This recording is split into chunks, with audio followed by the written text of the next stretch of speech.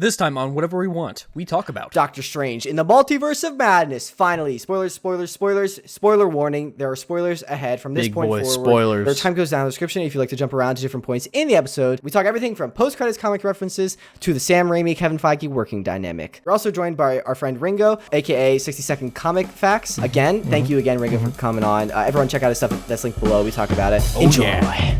Welcome back to everyone, the podcast where we, Jake and Daniel, review content across all mediums of media, movies, TV shows, video games, and beyond to give you the most interesting behind-the-scenes insights, storytelling techniques, all that jazz, and more. We cover everything from Marvel, Disney, Pixar, and more. Without further ado, let's jump right into the show. Boosh, here we are. Ringo, thank you again, seriously, for joining us. Really appreciate it. How are you doing today? Oh, anytime. I'm doing amazing. Watch Doctor Strange, going next week to watch Doctor Strange again. So, Yeah. I'm going again tonight. My roommate kind of bought a ticket without telling me. He was like, do you want to come? And I was like, I mean, yeah, okay. So it's his first time seeing it, and I've already seen it, so I'm kind of like, have to bite my tongue. Like, I told him I was recording this, and they're in the next room, so I'm like, guys, do not listen to this conversation. Put the earplugs in. Yeah, we're talking about Multiverse of Madness today. Spoilers again. I know I mentioned it in the intro earlier, but like spoiler warning.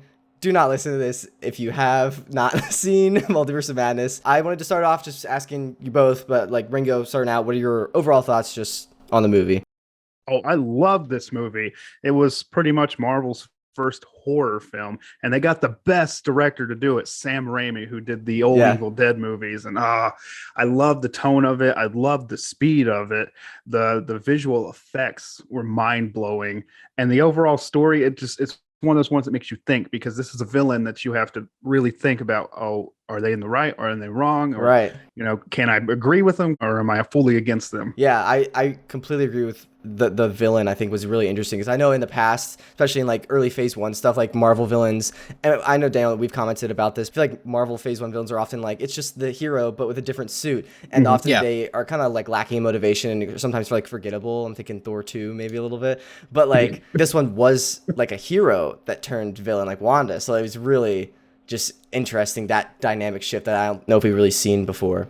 I think it also balanced out a lot, because there's so much that they added into this, like with new characters and being able to see like into how like other universes can be, and like how like just oh my goodness, just how even Wanda was like interacting with other versions of herself, and how that influenced her technical relationship with like other versions of her kids. She did not respect herself in other universes. Yeah, like she just did not care for most of it. Yeah. What are your overall thoughts, Daniel? Just taking a step back. It was amazing. It was funny because when I wanted to go see with Tyler, like he was dead on when he said the comment. Like it covered like so many things, where it was horror, it was action, it was comedic at times. There were some points where it was comedic, but there's also times where it was like sad, and at the All end the there's even like a love story-ish. It's like, I love you, never universe. It's just like, man, like we covered everything, but at the same time, like it did such a good job of, again, having that balance and making it like keeping your attention with everything. It did a really good job with that. Yeah. I overall really did like it, but I just have to caveat a little, but I think because we just saw Spider-Man No Way Home, and that was like so much nostalgia, so much just like perfect, I feel like emotional storytelling with like the past 20 years of movies, like all the way to like spoilers, like Tobey Maguire Spider-Man and stuff like that. I feel like this was really good. I think if I had never seen No Way Home, I would have been like, wow, that was incredible. But because I had No Way Home just like in the back of my mind, this doesn't live completely up to that, just because it can't, because of all the nostalgia that Tobey Maguire, Andrew Garfield bring. I'm trying to think of it in terms of like, obviously this movie can't have that nostalgia backing it up. And this was really great in its own sense, but I think just like comparatively, just because of what just came out, I'm not like disappointed by any means, but like I'm just like, I'm not like wow as I was for No Way Home, if that makes any sense. I still really love the movie. I don't know if that makes sense, but I know what you that mean. makes perfect sense. Yeah. Okay, well, that's kind of our overall thoughts. I also thought it was really interesting. So I know a lot of people, and Daniel, you and I, for a long time, since like the first thing was announced, like Multiverse of Madness is like abbreviated. We abbreviated it MOM, like it's MOM, and like the villain is about Wanda like being a mom. She so wants I to was be a like, mom. wow, the double meaning. I thought that was a cool little connection, layers on layers, madness, one might say. The day the trailer came out, Mom was trending on Twitter, and I was like, what's Doctor Strange's mom? Like, was she going to show up in the movie? And I was like, oh, Multiverse of Madness. That'd be funny if like it's revealed Wanda is actually Doctor Strange's mom, or something. In one universe that they go to, that's the situation. Doctor Strange is like, I Yeah. can't kill my mom. Like, what's going on here? It's Mother's Day. What's going on? Wanda, I'll be your kid. What did you guys think of? I'm gonna kind of go through like we did last time with Spidey, but like the different characters. So I mean, starting out, we have Doctor Strange, and that's not even just one character. There's like different variations of all the characters. Do you get like Ringo? Do you have like a favorite version of Doctor Strange we saw? Honestly, I thought my favorite would be Defender Strange, but we really didn't see much of him. We saw He was kind of a zombified jerk. Defender Strange. Yeah, he was. Yeah, that was horrible. pretty cool. I thought he was going to be the best one, but no, I think the main universe is Doctor Strange. Yes, confirmed. 616. Yeah, Yeah, I think that he was the best version of it. Well, he proved to everyone else that he's the best version of himself, even though I mean he still is an a-hole at arrogant. times. He still is the best version of himself. Yeah, I think that's a very interesting point. Yeah, because he wasn't willing to sacrifice the child. He wasn't willing to let Wanda have her way. He wouldn't let the Darkhold take over him. Yeah, he showed every other variant that he's different. And then at the end, spoiler, unlock the third eye, the manifestation of Eye of Agamotto without turning to the darkness. That is so cool. Yeah, I agree with you. Like I think that was something I saw in an interview with Benedict Cumberbatch that like they were thinking about going into this movie like with Doctor Strange. Like his ego's big right now, arrogant going into this because like he just saved the universe successfully, and he's like kind of calculating risks based on like sacrificing lives, and we kind of see that with Defender Strange, like that mentality, and that kind of takes him down a dark path. And I think this story kind of shows our main 616 Strange kind of coming back around and not being as arrogant, like playing God completely. He still is a little arrogant, but like I don't know, he learned some things in this. Yeah. I feel definitely. like he's got room to grow. Because I was explaining to a friend, because they were wondering why didn't he get the title of Sorcerer Supreme back? He saved everyone from the Scarlet Witch. Well, throughout this movie, also at the same time too, he didn't know about the Book of Ashanti, that it was real. He thought it was fake. Yeah. No one respected him because no one bowed to him. He didn't know how to assemble all the other sorcerers and stuff. So he's still got room to grow. That's why I bet he probably wouldn't even took it back if Wong offered it to him. Yeah.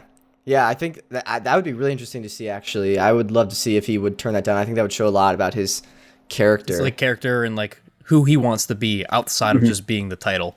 I think Marvel seems like they're like thinking in super long strides now, like especially with like Spider-Man with No Way Home. Like I feel like this first trilogy of movies was like setting up Peter, like we talked about last time. Now he's at the launching point of becoming Spider-Man, where we like kind of think about it. That took 3 movies to get there. That takes a while. I feel like Doctor Strange 1, like you could have just said he was Sorcerer Supreme at the end of that first one, and like that's kind of like where he lives. But we're kind of like it's taking a while for him to get there, and I think it's gonna be even more rewarding when he finally does take up that mantle, maybe eventually as Sorcerer Supreme. Yeah, it would be much more earned than like situational, like with the like how in the first one how the OG Ancient One died, OG, yeah. Yeah. Dan, what are your thoughts on just Doctor Strange's? I really love the duality of it. It reminded me once of like the Invincible arc, how they are in the comics with the whole Invincible War, where he's like the one that's like, oh, I'm trying to be good, where all the other ones or other variants were like murderers, cannibals, like really, really bad dudes. But then the one that we're following along in the Invincible storyline is like, he's trying to do good in the universe. And that's like a sentiment that was carried along here, where we're able to see like our Strange trying to do good, where in other situations like Supreme Strange tampering with the Darkhold almost went like off the wall, but at the same time he knew it was still tampering with him. But we were still able to see like the whole flips of like the super dark Strange at the end with that music battle, which by the way was like totally epic. I have some points. Yes. I want to talk about that. But yeah, so.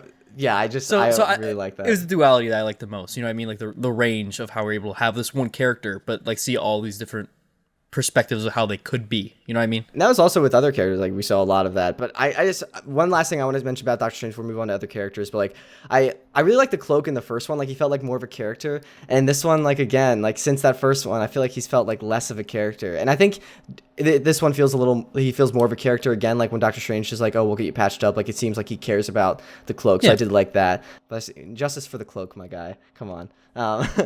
Yeah. So then next person I want to talk about is America Chavez, the kid that like can dimension hop or a multiverse hop. She's like pretty young, the actress. Really? I don't even know how to pronounce her name. I'm really sorry. It's like Exochtol or something. I'm really sorry if I'm butchering that. But she's like, I think she just turned 16, like on the press tour.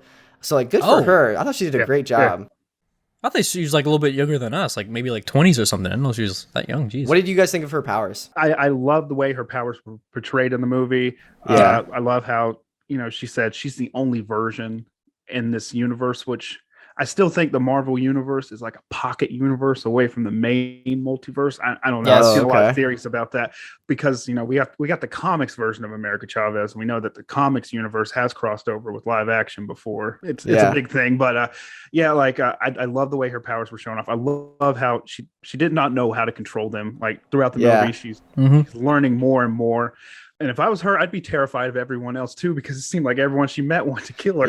Yeah, for real. I love the VFX of like the star when she opened portals. Yes. Oh yeah, dude, just the layered like almost like Infinity Mirror with the star. That was pretty cool. Yeah. And like every time she used her powers, whatever, like that's when that monster was attacking them, she stomped on the edge of the building and that star shape fell down. Like whatever she hits, like the star cuts out. That's cool. And like Evan said too, when we were talking about it with him earlier, he's like, it's all because of that dang bee, that space bee. Yeah, that's what I was, and I was thinking about that. Like, there seems to be like these significant little animals popping up in like the MCU. Like there was the bee that scared America Chavez into like unleashing her multiverse hopping powers, and then there was the rat in Endgame that like brought Ant-Man back. So like we're getting like a bunch of significant like animals. So I was like, what if we like formed like a team of these significant like small animals and they become like the Animal Avengers or something like that? We've also seen Frog Thor. I didn't even think about that till now. Oh my gosh. And Loki. I was thinking of Mickey Rourke's bird in Iron Man 2, like Whiplash's bird. Oh yeah. That could be an addition to the team.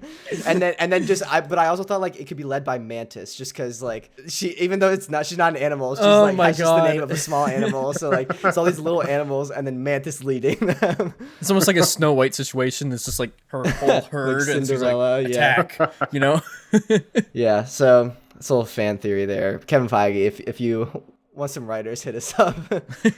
All right, so what did you guys think of Wanda then? Like the villain? I'm absolutely terrified of the Scarlet Witch. Yeah. Because oh my God, she Kink it just unlocked. reminded me of straight up Exorcist. When she came through that mirror. Yes. Oh, gosh, the like, horror oh my goodness. influences. Yeah. And then the way she snapped Xavier's neck and came out covered in know. blood and just all of them. straight up dude, demolished the them. Illuminati. I was like, when Black Bolt's head caved in from his Yes. I was like, well, you're gonna put that in a PG-13 movie? I was They like, pushed what? the boundaries. Like I was surprised Sam Raimi got away with it. I was like, I thought Kevin Feige come in and be like, no, we can't do that. We can imply it, but we can't do it. Yeah. And then Captain Carter's bloody shield. I was like, what? I know. Mm-hmm. Did they show Captain Carter's shield in the trailer? Like I tried to avoid the trailers to not get any spoilers. Really? That sucks. Like no, But they offense. did? Well, they didn't show the bloody shield. They showed her jumping down. She had the shield on back. That's how we knew it was Captain Carter. Gotcha. I try to avoid I've been trying to avoid trailers recently just so I can go in like with a clean like mind. Unlike the bloody shield, am I right? But like so like I didn't know that Captain Carter was in this. I heard like some rumors, but I was like, she's probably not in this. And so like when I saw her, I like gasped and like the rest of the theater was like silent, and I was like, what? Like, is this like normal for me? So that makes sense now that everyone knew. And then when we saw Reed Richards, I also gasped, and so did everyone else. So that like, oh my goodness, yes, that moment was amazing. Yeah. But for Wanda, and then she stringified him. Oh yes, string cheese. But for Wanda, like we knew she was going down the dark path at the end of WandaVision, because I seen a lot of people surprised that she was evil. I was like, would you not stay for that after credits? She was looking through the dark hold. Yeah. And she was corrupted. And the way my fiance put it is a lot of people will be able to relate to this film that lost their children because you'll do anything to get them back. And like that's one of the main things like Sam Raimi was trying to hit was she's not a villain because she wants to be. She just wants what she lost. Yeah. Even though technically she never did have it, but it was real to her. And that's the mark of a true villain, I feel like. Or like a good villain is like when you believe you're doing something right, and like her motives were very, I guess, pure of heart for her. Like she wanted to care for her kids. Like that's very admirable if you think about it. Just like if someone wants to care for their kids, that's like an admirable thing.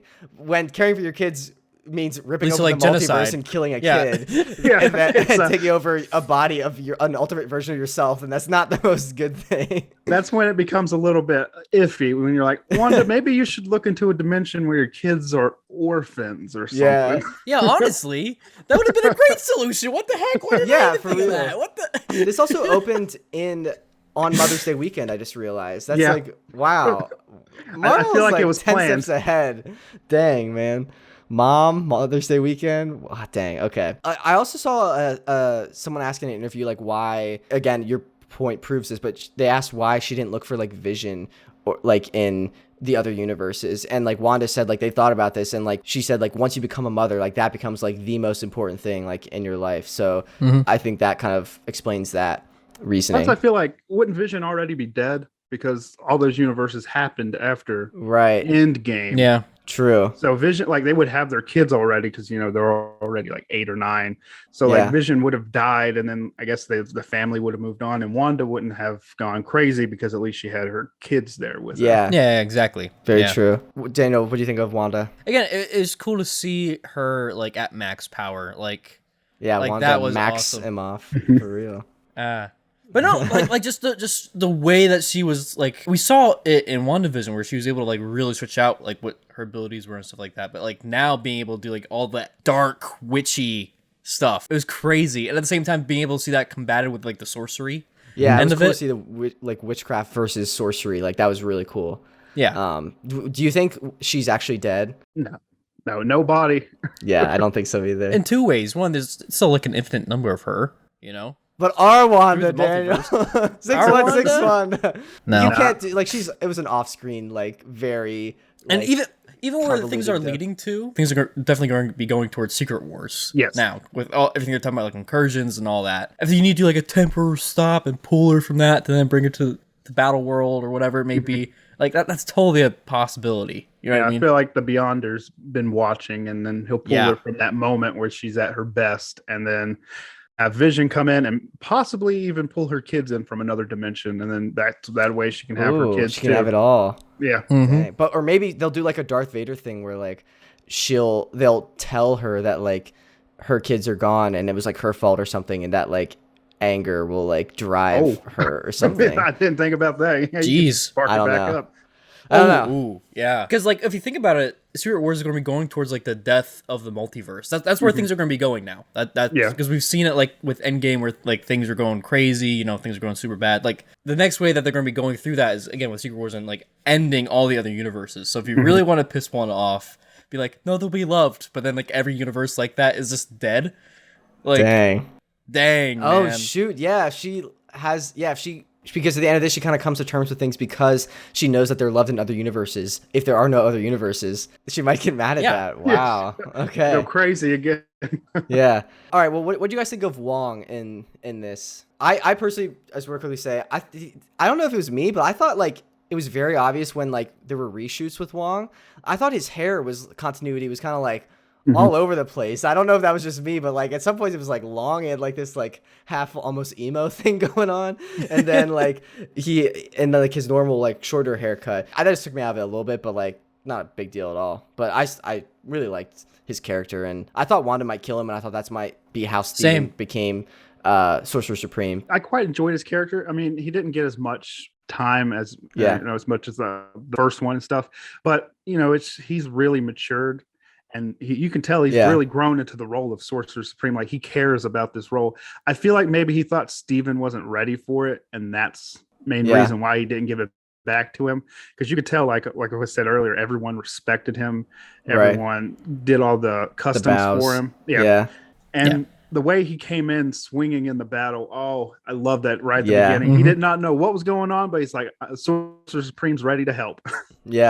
Yeah, I also liked that. Daniel, any Wong thoughts? Like again, I love seeing him again and in the role of Sorcerer Supreme. There were some points though where I felt like he was a little bit underpowered. You know what I mean? Like he was definitely using a lot of sorcery stuff, but like I feel like I don't know, as Sorcerer Supreme, you'd be able to like hold your own like a when he little bit spent like more. the last like 20 minutes just climbing the mountain, like struggling. Yeah, exactly. You know what I mean? I feel like he would have been able to levitate. Like, I figure that'd be a pretty easy spell. Yeah. All right, what did you guys think of? So we talked about the Illuminati earlier. I kind of want to go in and talk about like that Earth. It was 838, I believe. Yeah. Yeah. So I think it's also interesting, just the Earths. Like Mysterio kind of said that in Far From Home, that I think he said that we were 616. Exact same numbers he said. So like, was that like a coincidence, or does he like know some information somehow that we are actually 616? I was talking to a few people about that last night, and they're like, maybe he was from a different Earth, that Tony Stark really screwed him over, and then he found people that, because like it's more than a coincidence. I feel like for him saying that. Yeah, I don't know. Unless he just got real lucky, and the Illuminati heard him say that, and they're like, "All right, cool, we'll call this Earth 616." Yeah, maybe. Honestly, maybe. Yeah. All right, so we talked about Captain Carter a bit. I really like just her look, and I like that character, especially like I know it's not the same Captain Carter from What If, but just that look. And Haley Atwell, I'm a big Haley Atwell fan, so I really liked her. I hope. Do you think we'll see these characters in like our universe at all, like John Krasinski, Mr. Fantastic at all? Oh, I feel like it. You know, if you brought him in once, you got to bring him back in, because that's what fans want. They've wanted that for like what, 9 years now. Yeah, I remember when the first fan art for that came out, and I was like, that looks beautiful. Yeah. Think about all the new Office memes with Jim, but like with Reed Richards now. Like I'm thinking like, because can't Mr. Fantastic, can't he like stretch his body to like kind of like look like anything? Yeah. He can do the identity theft is not a joke, Jim. like that meme, but like Mr. Fantastic can like morph and stuff. What I'm waiting for to see is the Council of Reeds. Like that is going to be crazy. Yeah. Jake, I'm not sure if you're familiar with that. It's literally like a bunch of reeds. Yeah.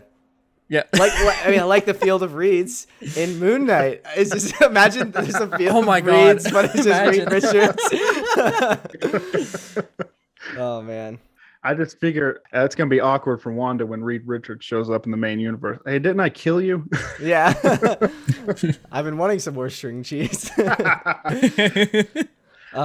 I love the fact that he subtly introduced Franklin and Valeria. Yes. He said he had kids. Kids, yeah. They're quick and you miss it. But, you know, we got Franklin and Valeria in that universe. And who knows? They might want to come back for revenge. Franklin's an Omega level power. He's not a mutant. Yeah, he's technically a mutant. I think so, yeah.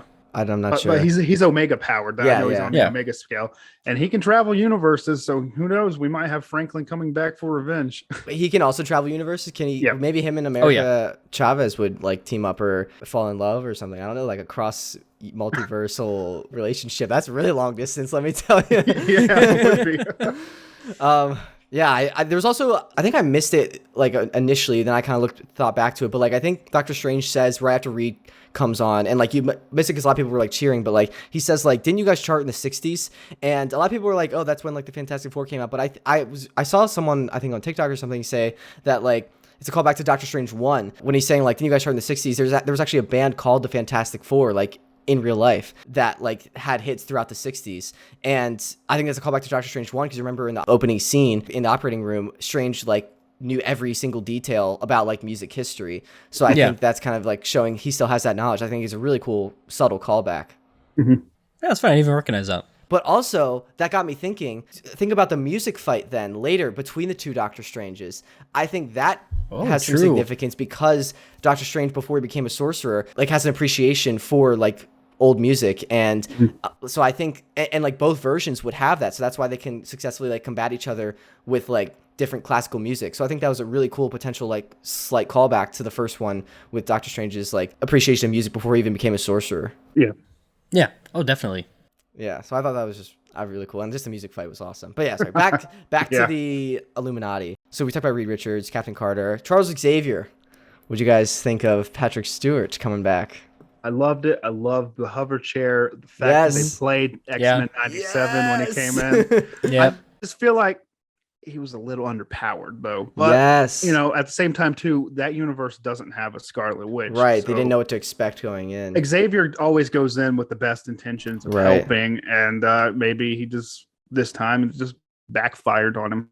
I love the fact, too, that when he sent the images to Doctor Strange's mind, it had the circles going like in the comics. Yes, because we haven't seen that before, like in the Fox X-Men. Yeah, I also really liked that. Daniel, what do you think of our good old pal Charles? I was going to make that point about the circles too. I think because with Spider-Man, when they did like the similar thing with his Spidey sense, I feel like they're really starting to get like this nice mix of what feels real, but also like what can relate back to the imagery that we saw back in the comics. You know, like it's perfect VFX level like balance there. Yeah, it's not even like a hard VFX shot. It's very simple, but like just it's so subtle and like adds so much. That's Exactly. the best kind of VFX. Honestly, I love that stuff. I feel like Marvel is getting more into we can do that goofy comic book stuff. Yes. Kind of make it make sense, because like that's how you really pull them in. Cause you know, you got those hardcore comic readers. It's like, oh, they did that. Wow. Yeah, 100%. All right. So I also want to talk about Black Bolt. I personally have not watched the Inhumans series. I heard it got horrible reviews, but it's like the same actor, I believe, right? Yeah. Yeah. Like I liked his costume, like with the tuning fork. Like again, kind of a ridiculous outfit with the guy with a tuning fork on his head, but it looked really cool. Honestly, I think they pulled it off. Same thing too. Like when we had the flashback with him, like annihilating that universe's Doctor Strange with the waves and like seeing that sound waves. Like, oh, it was so good. And I loved how it was I'm sorry, and it just kept echoing. Mm-hmm. Oh, the Inhumans TV show. You don't have to watch it. Don't even try. I saw it. I saw it in IMAX the first 2 episodes. Oh my god! Like, what is this? You just like my perception of IMAX is ruined.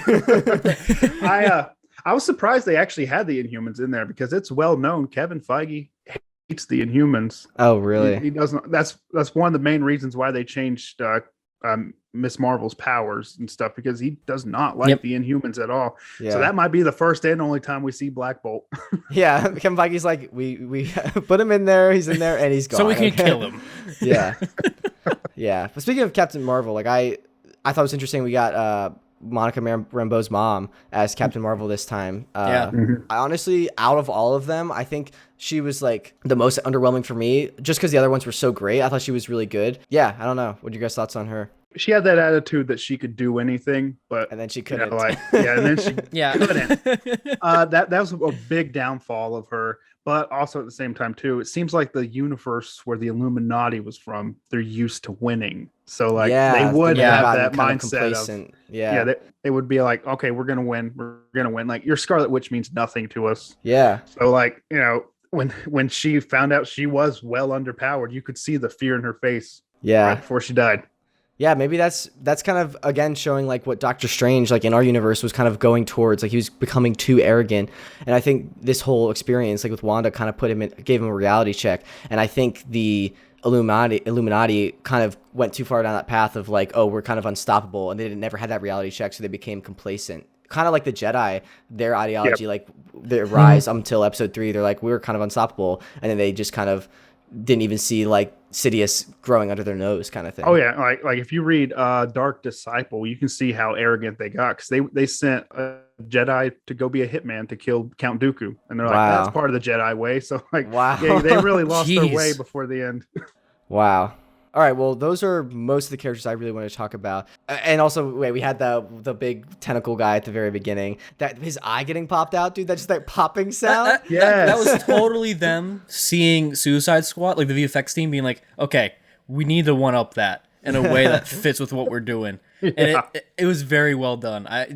Oh man. Well, I think again, PG-13, Gargantos like in the like didn't they call it Gargantos on like a Lego set instead of Shumagorath or something like that? Because they don't own the name to Shumagorath. Right. I think Universal owns the name to Shumagorath. Gotcha. Okay. All right. Gotcha. So like Gargantos / not officially Shumagorath.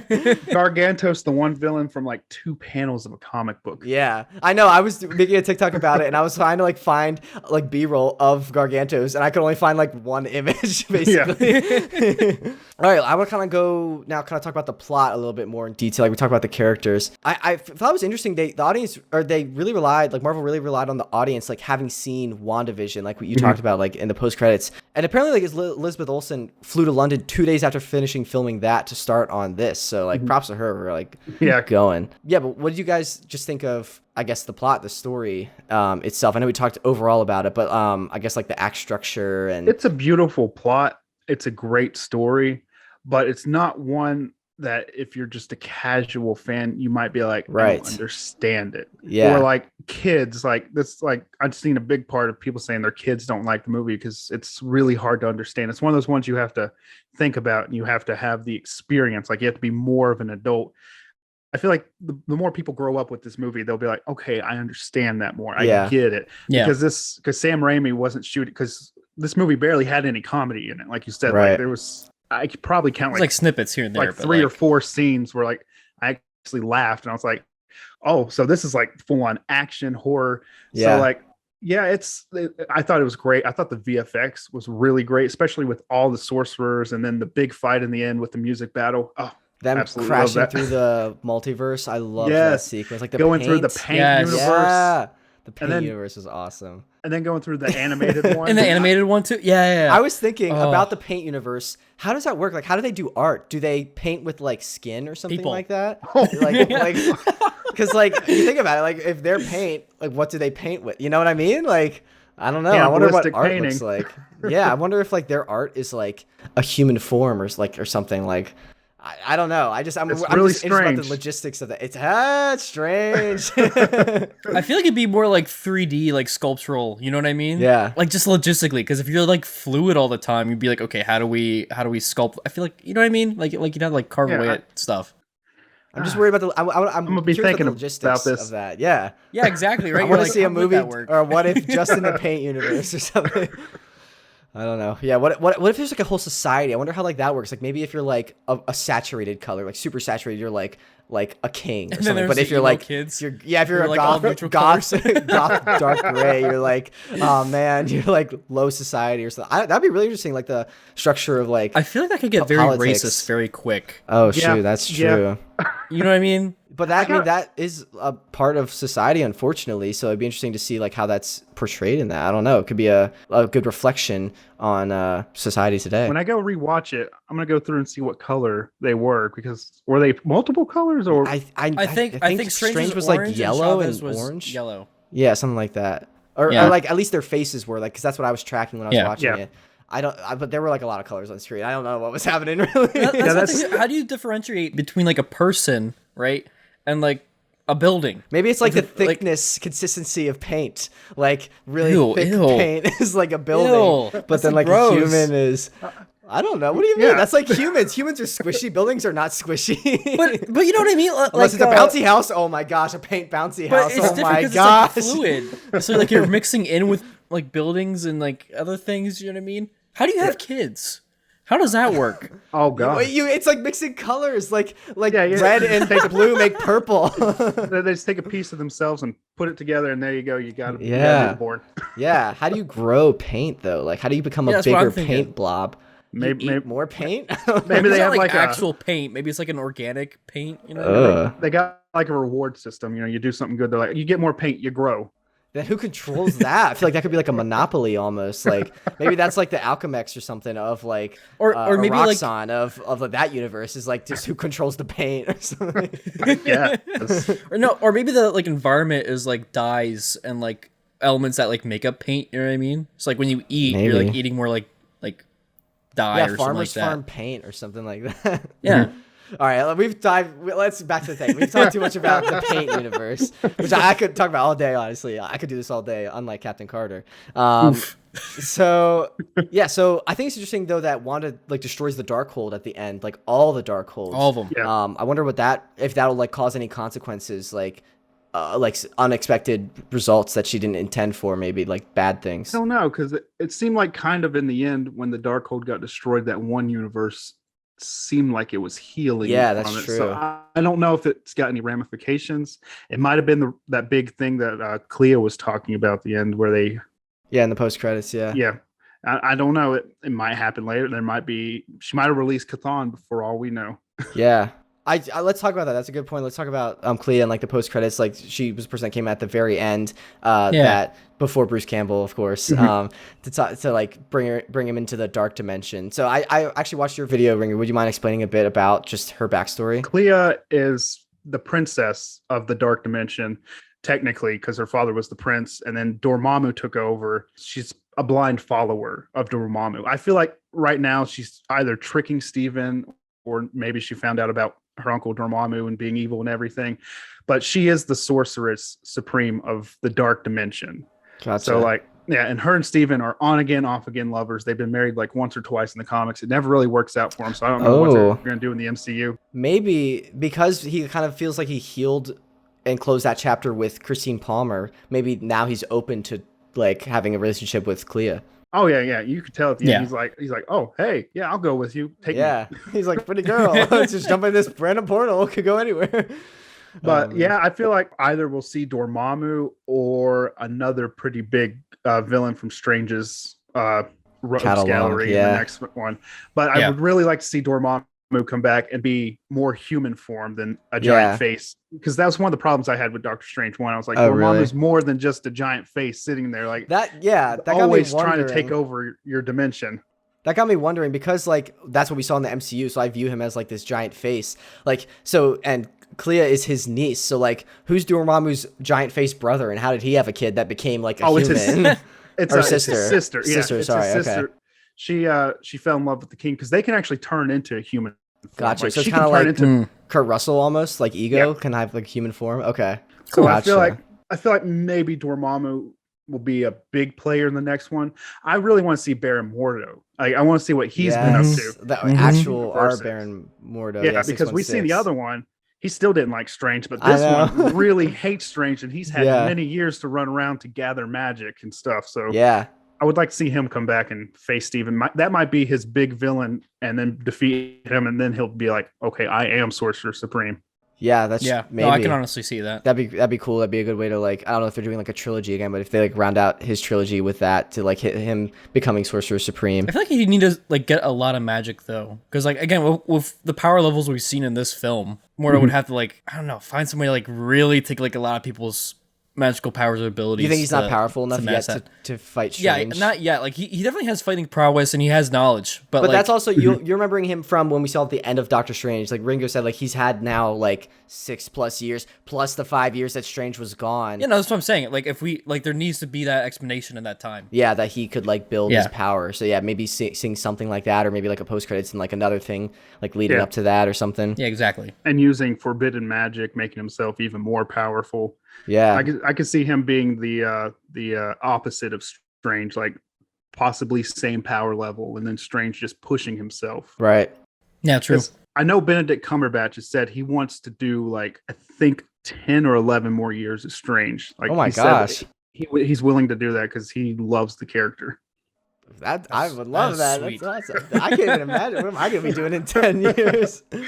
Man, 'Cause job he's- security, good for him. Yeah, because he said he wanted to outbeat Robert Downey Jr. Oh my as gosh, that's most funny. played actor. Yeah, But Robert Downey Jr. could also just like come back like one random more time and just like extend it. Yeah, honestly. Oh man, I think that's interesting.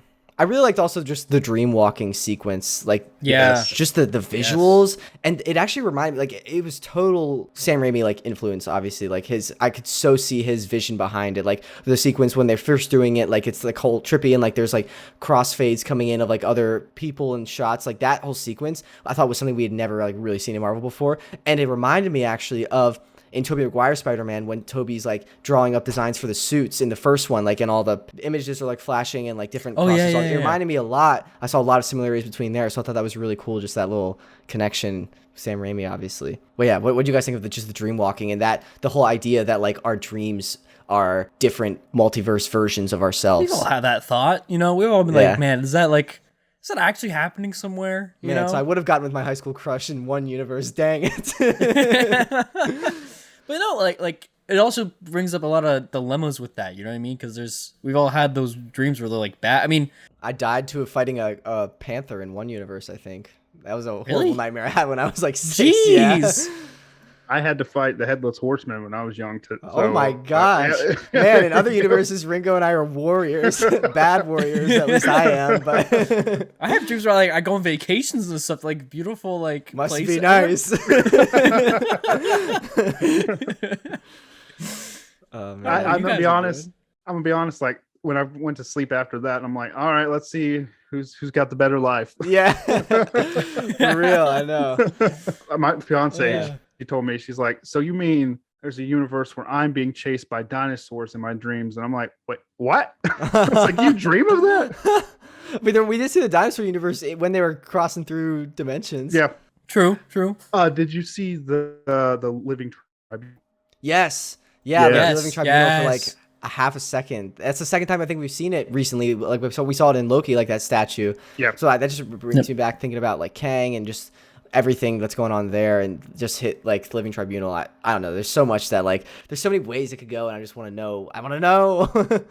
I'm gonna have to rewatch it, but when they're in the Darkhold Sanctuary, there's like a statue that looks like a lady with a skull on it. So I don't know if that's another reference to Lady Death. Another yeah. Because like if they got the Living Tribunal, they got Lady Death, and they can bring in eternity, and then they'll have all the cosmic gods because they got Chthon too. So like, that would be insane. That would be cool.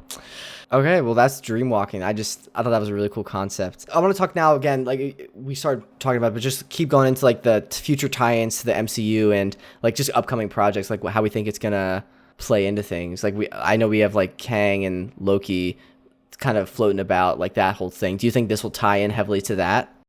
Oh yeah, because it's like we talked about before, Secret Wars, and then in Loki they talked about the reason there isn't a multiverse is end up going to have a multiversal war, so that's going to end up happening. Yeah. So I feel like it's all going to come to a giant conclusion with the death of the multiverse, and then like possibly like a soft reboot of the MCU, and then they can bring in mutants, and then they can just pretty much start over if they wanted to from that point. Do you think they're going to do that soon? Because like I feel like we just opened up the multiverse. Like I feel like there's so many stories they could tell. Oh, I feel like it's going to go on. Like I feel like it's going to be like the next two phases. Like it'll be like really? the Thanos build up. Okay, gotcha. And even after the death of the multiverse, what they're probably going to do is have it go through its rebirth and like kind of like rebuild the multiverse probably again after that, but have it be more stable. You know what I mean? Because the last Spider-Verse movie is titled Beyond the Spider-Verse. That's true. So I don't know if that's gonna like tie in and we'll see like a live action Miles Morales. I really want that to would be that. dope. Yeah, it would. Yeah. I'm really excited to see how those might blend into each other. There's also been rumors about like the live action Spider-Man coming into that as well. Yeah. So that would be technically like the first like cross of like what we just saw with MCU stuff going into like the animated stuff like actually. So it'd be like really cool to see. What do you guys think Other of than like what if just like future projects? I know we talked about Fantastic Four. I know it was just announced that John Watts left the project. Do you think that John Krasinski could take over to direct, since he has experience directing like A Quiet Place? You think they'll have him that would be so do that? Like just imagine that. I feel like they could, yeah. I don't know. I don't know, like I don't know, because he has done like horror, like with A Quiet Place, like kind of that genre. I wonder if they would let him take the reins for that. I don't know who they'd get on for that. I think that'd be the first time it's like a director and like lead actor as well. I think for a Marvel show, or Marvel project. I don't know. Interesting. I would like to see him come in because the way he directs and stuff is very unique. And he has said in an interview before he would love to direct a Marvel movie. Yeah. So like I could see them if they really wanted him, and they know the fans want him as Mr. Fantastic. That's the only way they can get him. Yeah, they'll be like, let's see your script, and then we'll decide from there. Yeah. I just wonder what that phone call was like. Like, hey, like John, like, you know, they've been casting for you for a while. Just like, does he just get to say any price? Like, name your price and like we'll give it to you because we need to get you in for Mr. Fantastic. Probably. Yeah. Do you think Emily Blunt's gonna be Susan Storm? Oh, I would love it. Ooh, that'd be awesome. And I would love. I mean, I know it kind of can't, but I loved Michael B. Jordan as Human Torch in that other Fantastic Four movie. It would be nice to have him come back, but it would have with him being Killmonger. Yeah. So like, Yeah. But yeah, I know a couple things I saw with Sam Raimi. Just like, I think it's really cool. I think like 20 years ago, like this week was when the original Tobey Maguire Spider-Man released. So now like 20 years from now, he's releasing like this other Marvel project. Like, I think that's really cool. And this is also the first film he's directed, I think, first feature film he's directed since Oz, the Great and Powerful, which was like 9 years ago or something like that. Yeah. So I feel like that's a good first step back into things, honestly. Oh yeah. Yeah. He got a good foot in the door with the MCU. Like, yeah. Oh man. And I was watching the premiere and stuff, and he was just so happy the whole time. Yeah. There. And you gotta love that. Yeah. I talked to Straw Hat Goofy about it, and he said he was just fun. Like, it was just fun. Yeah. Yeah, I saw an interview with Sam Raimi, and he was just talking about the whole experience of working with Marvel again. And it was interesting because Kevin Feige, who's now like head of Marvel, was like an assistant on the first Spider-Man movie. That Sam Raimi was like, so I think Sam Raimi was like, I'm glad I was nice to him, honestly, like all those years ago. But like it was really cool. I saw that Sam Raimi, for like his process, he usually asks for like 10 storyboard artists and like 6 animators to do pre-visualization and all the like pre-production side of things. And usually studios are always like, no, you can't do that. And he has to like really argue for like why he wants that, because basically Sam Raimi's like ideology is like he wants to get as many like mistakes and like creative brainstorming out of the way before the actual filming starts, because that's when it gets super expensive to like make mistakes and like experiment. Like when Sam Raimi approached Kevin Feige with this, Sam Raimi was like expecting to have to like defend his like idea, and Kevin Feige was like, Sam, like you're gonna get 20 storyboarders and like 12 animators. And like Sam Raimi realized that like Kevin Feige had like learned from Sam Raimi, and like that he applied all those lessons he learned from the original Spider-Man trilogy to what Marvel does, and like they do it right. So I thought that was just a really cool, that's just full crazy to circle think moment. about, you know, like full circle, just learning from others in the industry and like the growth of like everybody, no matter like where they're at, you know. That's pretty cool to see. It's like the guy that directed Falcon and the Winter Soldier. He said he asked about storyboard artists and stuff, and like they said, we don't have to worry about that. You don't bring anybody in. We own like 20 of them. Like just go down the hall and pick. Go down the hall and pick who you want, and then go to the animation studio and get who you want to sketch out some stuff. It's awesome. They even like said there's a can't remember his name, but he works on like the Marvel costumes and stuff, and he's confirmed a while ago like they already have like the Scarlet Witch outfit picked out like 5 years ago. Like there's designs for stuff that's already there. Like that's all they're doing every day. Yeah. Like that's all they're doing every day. It's just creating designs. Either it gets accepted or denied. No, I would love that. Yeah, that's so cool. And then we have Bruce Campbell, the pizza cart guy. Just wanted to mention that. My one note to you. Yeah. So I like I'm on the West Coast, so Daniel saw the movie before I did, and as I was driving to see the movie, Daniel had left the movie, and we were talking, and he was like, Jake, I have to tell you something. I was like, don't tell me anything. And he was like, just look out for the mustard. And I was like, what? And then like it made sense because like he got sprayed by mustard, and like Bruce Campbell, obviously like Sam Raimi and him like collaborate like a lot, like on most if not all their projects together. So I thought that was really cool. And I think I saw in your video that like the like him punching himself, like that was kind of like a reference to one of his old things. To one of Sam Raimi's first projects and one of my favorite movies, horror movies, Evil Dead. Yeah. In that movie, he gets possessed. His hand gets possessed by a demon, and it starts beating the crap out of him. And the only way he can make it stop is he ends up cutting his hand off and stuff. Wow. And he goes insane and starts laughing like he does in that movie. So as soon as I saw that, I was like, is that an Evil Dead reference? And then that second credit scene, I was like, oh my God, it is. That's so cool. Just like all the horror vibes, it just reminded me of like just Wanda like caked in like blood and guts and robot oil or whatever the heck she was caked in. Yes. It was a lot. The zombie-ness of it, zombie strange. I was gonna say that was like crazy just thinking about like how one is strange, just like I don't know where he's like, oh yeah, no, I have a solution to how to get back. I'll just possess my dead corpse, and then like seeing like all the damned and like making his whole like new cloak out of all those souls of the damned. That was cool. Like oh my goodness, the effects in that was like just out of this world, out of this universe. I love how Wong looked at him. It's like, okay, I accept it. He's like, you don't have to bow anymore. No. But I was told last night that the Ultron Sentry bots were voiced by the guy that did Red Skull in Infinity War. Yes. Really? Wow. He's been getting a lot of work. Yeah, he's like really good at like impressions and voice acting. That's really cool. Good for him. I would have never guessed. Yeah, like I was like, what? I found a clip online. I was like, okay, maybe it is. Yeah. What did you guys think of the moments where like I feel like there were like 2 or 3 moments where like the characters like looked directly into the camera? Like that was a little unsettling. Oh yeah, honestly. No, like, when Wanda does that like mean anything? Like can they sense us? Is that like some abstract meta thing they're going into, do you think? I feel like it is because in WandaVision, Vision did that twice. Yeah. Yeah, he looked right in the camera. But that was also like I know that was in the sense of like it's a talk show, like a not talk show, like a sitcom kind of thing. So I thought that was a little more like understandable, but this was like in a like movie. I was like, whoa. So yeah, maybe they are becoming like more aware of like I don't know. The multiverse. I don't know what that means. Our world is one of the universes in the Marvel multiverse. Yeah. So like, I mean, that's like Deadpool's main thing. Like he's connecting to like our universe is connecting with us. That's why he's able to identify that he's like, oh, this is just a comic or a movie or whatever media he's in, you know? So Yeah. it is interesting to see like those barriers now, like canonically being broken. Where it Yeah. can be like, hey, this is like a legitimate thing now, where things could be like going that way. Yeah. I'm excited for the future of everything.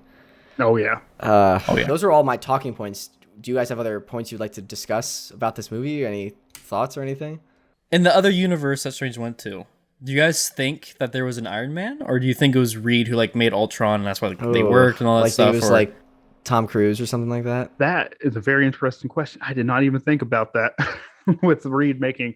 Yeah, if Reed made Ultron with Ant-Man, like it probably would have worked better because they introduced him as the world's smartest man. So Yeah. and then That's true. the comics, Iron Man is a part of the Illuminati. So unless like they think he's incompetent, like yeah, Maybe. I feel like maybe it was Reed. Yeah. Well, I was saying like I didn't know if like Iron Man like died maybe when they were fighting Thanos, or like if maybe he just didn't exist in this universe for some reason. Or, you know what I mean? I just Maybe. felt like things were like with how we've seen with our main MCU, whatever. A lot of the characters that we've gotten is because of Tony. You know what I mean? Yeah. So I thought that was like an interesting way to like just think about like, okay, like how did things go out and get to this result? Maybe Tony's just so crazy in our universe, like of messing things up. It's his reach has expanded beyond our universe and is now messing up other multiverses somehow. Other universes. The Illuminati took care of him. They're like, Iron Man, we can't have this no more. Yeah. they just executed Strange. Like that was I don't understand why, but like dang. One thing I loved about the different Stranges we saw was the magic was different colors. Yes. Defender Strange was blue, Sinister Strange was purple. I don't know if we saw 838 Strange's magic. I don't think so. We just saw him get obliterated by tuning fork. Yeah.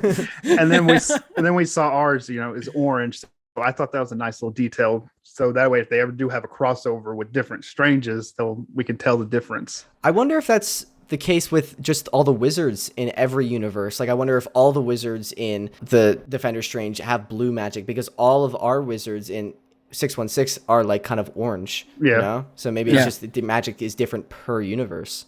That would be pretty cool to see. I think it also depends on spells though, right? Because then our Strange also have like different colors depending on like for example, like the monkey arm thing that he did to pick up like the pole, like that was like more of a bluish purple because it was like a different ability. You know what I mean? Maybe. So, yeah. But like the core one, I think is what he's talking about. Like the core. I don't know. It's all up in the air. Yeah. All right. Well, do you guys have any other last minute thoughts on Doctor Strange in the Multiverse of Madness? This movie was just insane, and it's pure madness, like the title says. It's pure madness, and I absolutely love the chaotic energy. And I this movie made me happy, made me sad, and actually it fulfilled me. Like Marvel was going comic book crazy with it, and I love it. It's like what I've been telling people, because they're like, I don't really like this new phase of the MCU. Well, with Thor coming out too, this is they're in their grieving stage. Like all these heroes have been through so much. Like it's taking a toll on him. Like Hawkeye, he had to deal with Ronin, losing his family, getting all that back, dealing with Natasha's loss.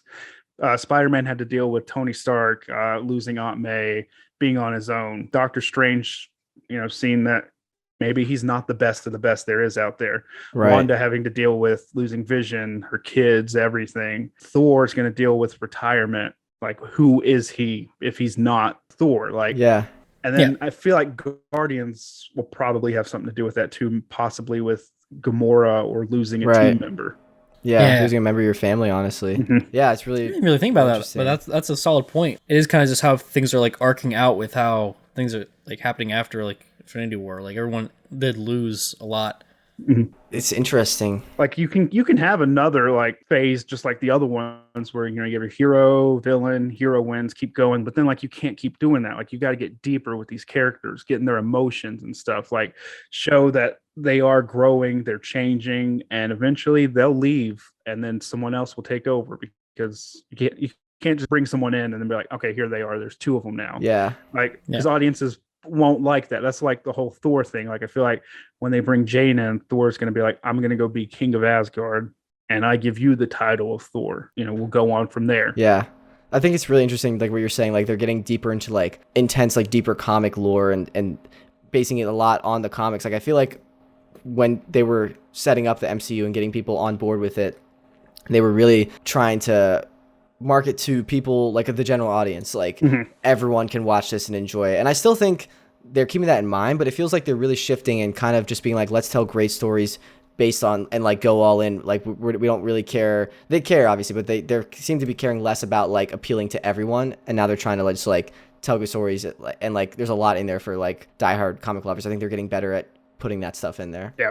Based on like the sales and stuff, like with Marvel Unlimited and like the comic books, and seeing all their fans like actually reading the books now, like I feel like they're like, okay, more people's getting engaged with the content and they want to see this. And then like, you know, you got more, especially over the pandemic, you have more content creators who make Marvel based stuff that helps people get into like the books. So like Marvel's like, okay, so now we can push more of that.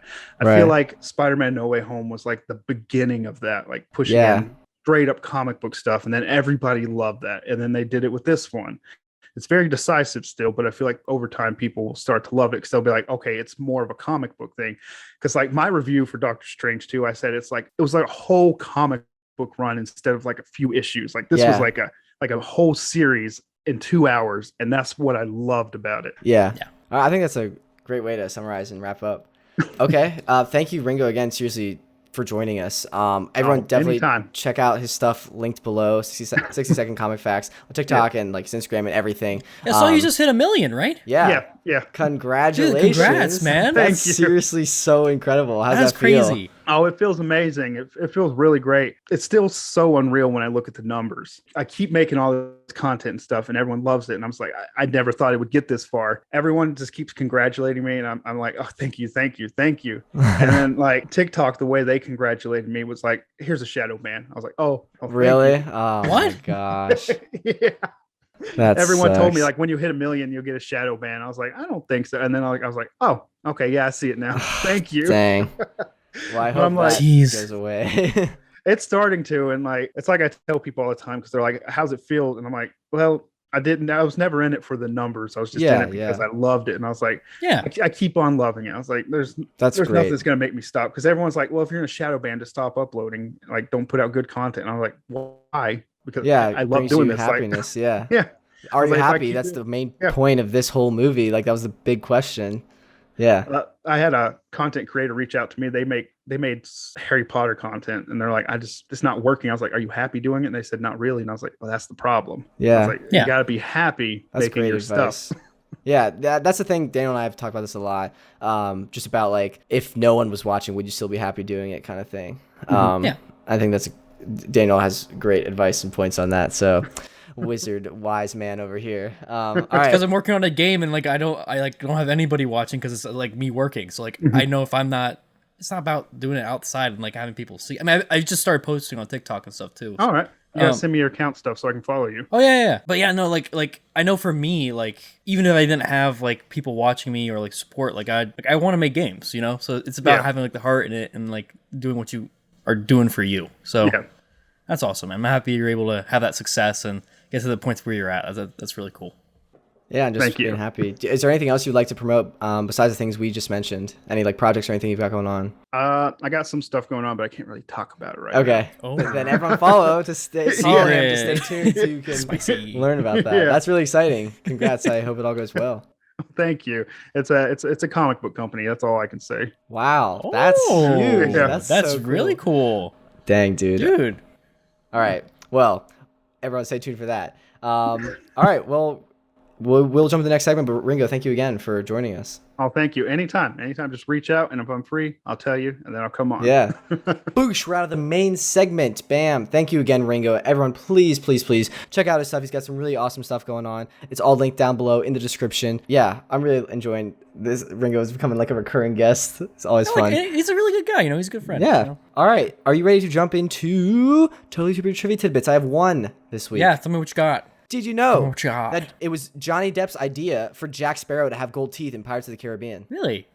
You just want to go full like gangster, you know, like he wanted like a grill. No, when he was preparing for the role, he strongly believed that pirates needed gold teeth and that it would like fit well with the design of the film.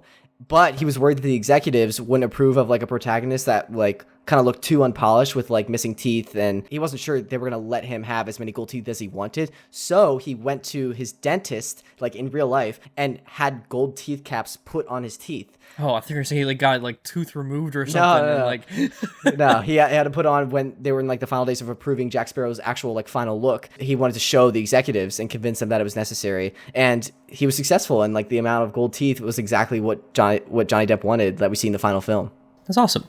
That's really cool to see it, like how the actor can have influence on like how they are visually represented. That's really sweet. Yeah, I think that's a good part of like, I feel like a lot of early filmmakers are kind of like, they see an actor like bring their vision to life. The actors bring so much to the table. And I'm also learning that from my roommates because they're both actors, two of them. And so I'm just learning about the craft of that. And there's a whole craft behind it that I don't think they get enough credit for, honestly. Like they think very deeply about the character and their motivations. And they often bring a lot, and filmmaking's a whole collaborative thing. So talking very fast. You ready for patron shout-outs? Is that segue? Cue the Star Wars music. Boosh! We got Pitching Lori, Frank, Rick, Lisa, Evan, Tony. Thank you so much for watching the tier. Thank you for the shout. If you'd like to support us over on Patreon, link is down in the description. You get the audio episode early, special benefits, cool perks, all that jazz, and more. Thank you to our Patreon supporters and everyone that supports us just by watching. Really appreciate it. We also, in this section now, we will shout out a comment or review. So if you head on over to Apple Podcasts, you can leave us a review and we will shout them out. Or if you want to leave a comment on this video, letting us know what you thought of Doctor Strange, the Multiverse of Madness. We have a comment on our latest episode, Star Wars vs. Marvel Debate, which is actually better, from Thomas Piette. I'm sorry if I'm butchering that, but he said literally best podcast and a fire emoji. So thank you. Means a lot. Appreciate it. Seriously. Yeah, that's sweet. Thanks. All right. Ready for the introduction. Yeah, tell me when. When? We just talked about whatever we want to talk about, and now we're done. Thank you so much for listening. Seriously, really, genuinely do appreciate it. We'll be back next week for our thoughts on Moon Knight, the whole series as a whole. I know it ended this past week, but we wanted to talk about Multiverse of Madness first. Yeah, come on, get it out. Yeah, you know. But yeah, we have some interesting thoughts on that. So we'll see you next time for that. Goodbye. Yeah. Bye.